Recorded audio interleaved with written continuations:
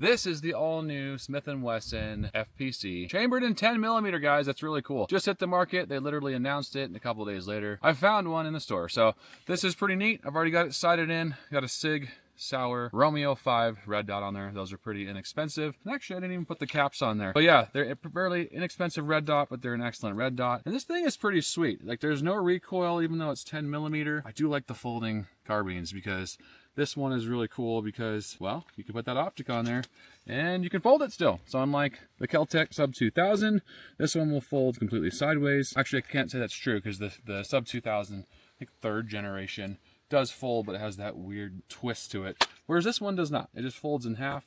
And I really like this feature. This is a great gun. I love the 9mm version. If you haven't seen that video, you can watch it right there. But this thing is actually really fun to shoot. So let's give it a try. And we got some Fiocchi, I think it's a 190 grain, 1250 feet per second. Easy to rack, does have a safety on it, manual safety, so that's on fire, that's safe. And the trigger is actually not bad at all. Let's give it some shots here.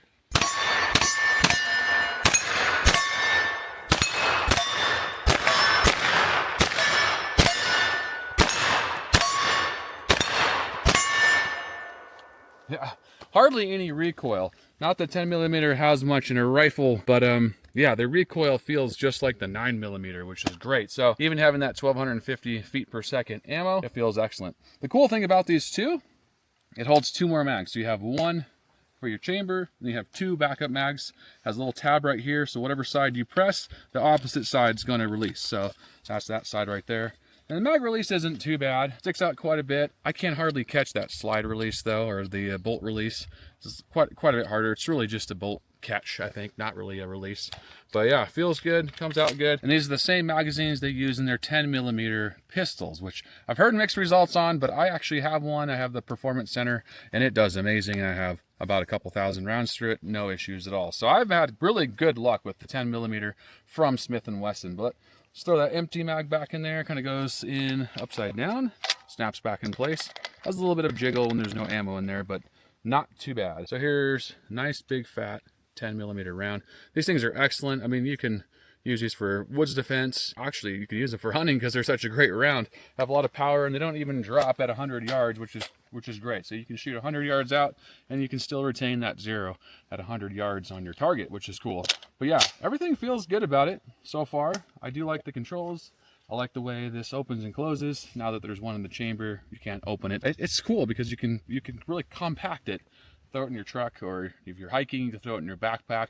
It's just a great little woods gun, I think. 10mm is the ultimate woods weapon because you have the power and the reliability and then the capacity, which is really awesome. But let's try some more shooting here.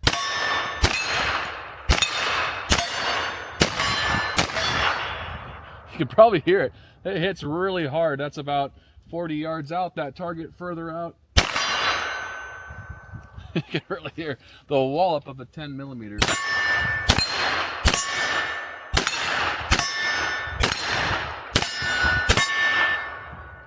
Yeah, shoots really nice, ejects really nice, has a good ejection pattern from what I'm seeing here on the ground. All the shells casings are in one spot, but man, this thing is excellent, guys. I think I like it better than the 9mm, and it's kind of a funny shape. A lot of people don't like the hinge, but it's such a strong hinge pattern, and that's why it doesn't bother me too much, because the hinges are so strong. It just feels solid when that thing is closed. I mean, it's solid, and then when you want to open it, really easy to open, and then it kind of latches together with this right here. You can just push your charging handle back.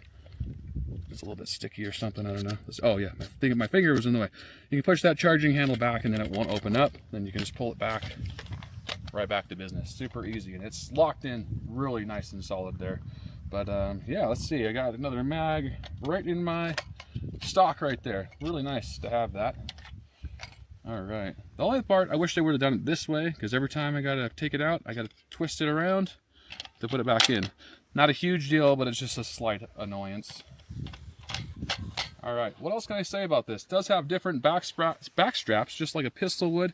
So you can change out these back straps to get your length of pull for your pistol. I think this is just their medium one. I think they have a small and a large that comes in the pack that comes with it. And other than that, not much else to say besides it is suppressor ready. So if you want to suppress this, you totally can. It's already threaded for that. Has a Picatinny rail, M-locks. If you want to attach any M-lock pieces to it, you totally can. And then you can put sights, open sights, scopes, whatever you want. But I like this little red dot because it just feels so good for this size of gun.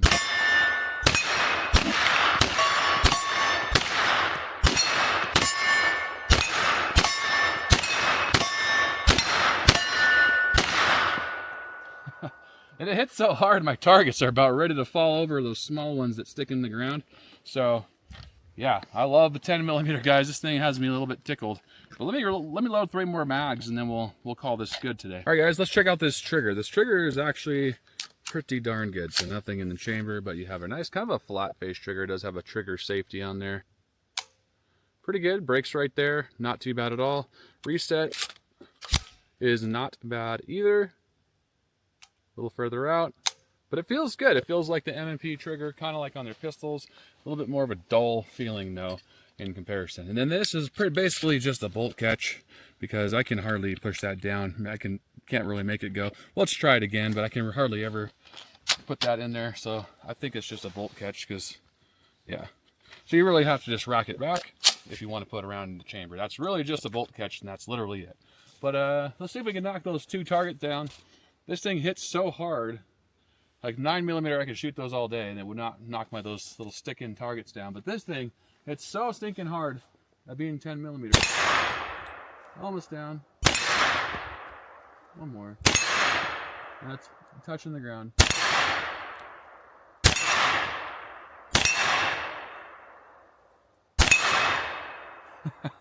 This thing is, that's the one thing I love about 10, is that, man, it packs a punch. Let's see if I can hit the top of that target further out, about 40 yards out. I think I got this sighted in pretty well. I put about 50 rounds through it before we started this video. Actually, I think about 60 or 70 rounds, but let's see if we get the top of that. Nice. This is accurate. This has a 16-inch barrel on it too, so you get some pretty good accurate shots for being how small it is when it's folded up. This thing is great. Actually, I think I'd probably use this hunting because it's so much fun. All right, and we're out on that one. But yeah, I'd say the only thing I don't like about it, I wish that actually could release easier when you're running it. I think it's just a bolt catch, not a bolt release. And I don't like the way the magazine's going that much. It's a minor thing, and it is nice that you can pack all this ammo on there, which is cool. But it is a kind of annoyance when you pull it out. You want to put it in, well, it's facing the opposite direction, which is kind of annoying. Then you got to spin it around. But other than that, there's not much else to complain, honestly. For the price range, this is around 650-ish, plus or minus, just depending on where you're at, where you're ordering it from, whatever. But yeah, for the price range, it's not bad at all, and they're super reliable. Like my 9mm FPC, I have thousands of rounds through it, and it has been so good and so reliable. I've had 0 issues at all. I expect nothing less with 10mm either, because it's so sweet.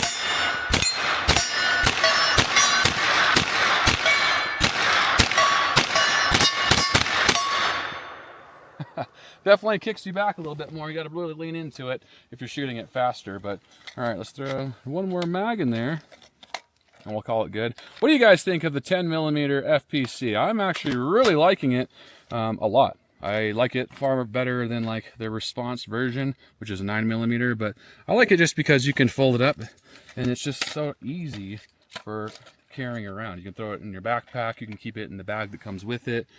Great hiking gun, because of how small it is, but you still get, you know, high capacity, and then you also get just reliability out of this thing. These things are really nice. I didn't do anything to this thing. I didn't clean it or anything. I just took it out of the box and we started playing with it today. So, all right, let's do one more mag here. Let's go for that top one up there. I love it. Just dead center every time. All right, so let's do that little 4-inch big steel target, but on the top of it. Nice. Same thing at the 40 yard. It's so accurate. I love it. All right, guys, that's the 10mm FPC from M&P, guys, and it's a beautiful little folding PCC, pistol caliber carbine. If you're new to 9mm Ridge, don't forget to hit the like, subscribe, throw some notifications and comments down to me. Hey, let me know what you want to see next. I love you guys. Stay safe. Keep on shooting. Have a great day.